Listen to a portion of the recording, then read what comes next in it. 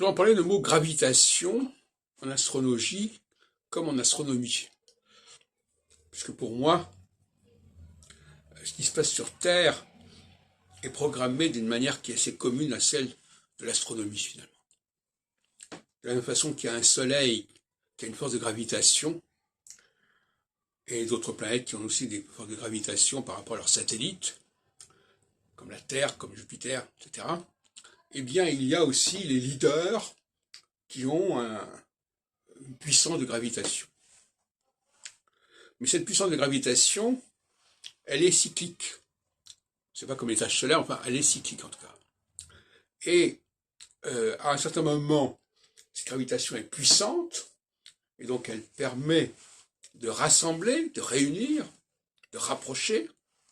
Et à ce moment, cette gravitation, cette force de gravitation, elle fléchit, elle faiblit. Et à ce moment-là, il y a quelque chose qui se dénoue, qui se défait, qui se décompose. Et le rôle de l'astrologie, tel que je le conçois, c'est justement d'étudier cette cyclicité, cette cyclologie.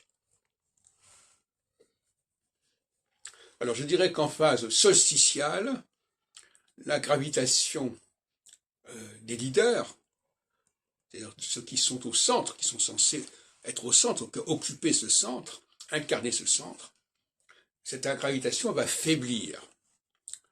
Et inversement, en phase équinoxiale, elle va être de plus particulièrement puissante. Ce qui veut dire quoi?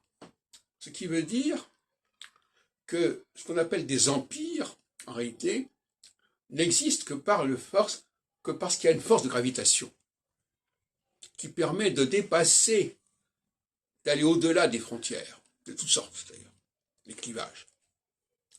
Et que lorsque cette force de gravitation décroît, décline, eh bien ces empires vont se décomposer, se disloquer, se démanteler.